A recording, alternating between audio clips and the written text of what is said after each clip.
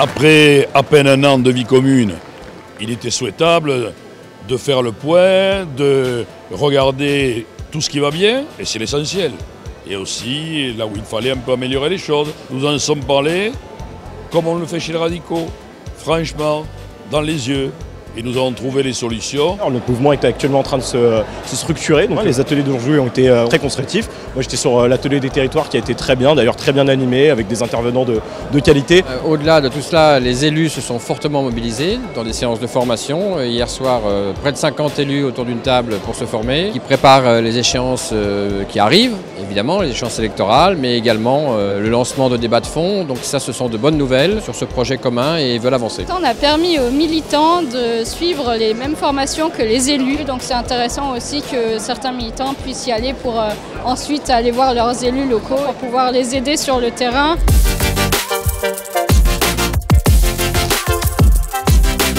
Je suis radical depuis 1985, donc c'est normal que je sois là, mais j'ai apporté le salon du groupe. Ensuite, donc, il y a deux écologistes et aussi d'anciens socialistes divers gauches qui nous ont rejoints. C'est l'ADN du mouvement radical, c'est d'être indépendant et ouvert.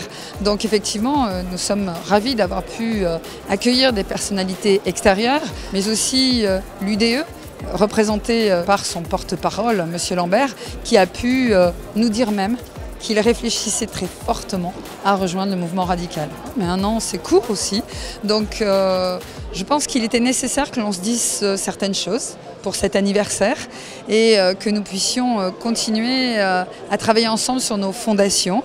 Oui, il y a eu des questions, il y a eu des réponses d'apporter puisque nous nous sommes engagés avec Laurent, Sylvia, Guillaume et moi, à faire une convention nationale pour que l'ensemble des fédérations soient installées. Je crois que maintenant, avec Sylvia Pinel et l'équipe nationale, on a établi un calendrier et puis une méthode de travail qui fait qu'on tiendra cet objectif au 31 décembre, toutes les fédérations installées.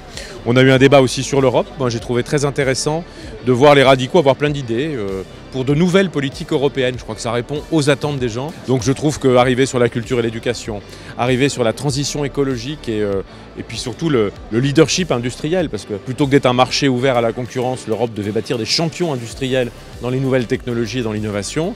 Arriver sur les politiques migratoires, bien sûr, l'asile, l'immigration économique, universitaire, à réguler à l'échelle européenne. Alors, je trouve qu'on ouvre des débats de fond qui correspondent aux attentes de nos concitoyens. Alors maintenant, à nous de préciser ce projet, à nous d'avoir des candidates et des candidats, à nous d'être présents aux élections européennes. Notre premier thème avec les élections européennes en approche va être une nouvelle dynamique sur l'Europe et on fera ça à travers les fédérations, avec les jeunes et aussi avec nos aînés, tous ensemble. Cette université d'été renouvelée, modernisée, a permis de répondre à quelques questions que se posaient les radicaux.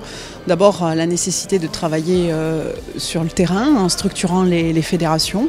Et puis de définir une stratégie politique pour les échéances futures, et notamment les élections européennes. Les débats ont été riches, de qualité, et maintenant nous avons une feuille de route pour préparer les prochains mois. Beaucoup de travail, mais avec des défis tout à fait passionnants pour les radicaux et pour nos militants.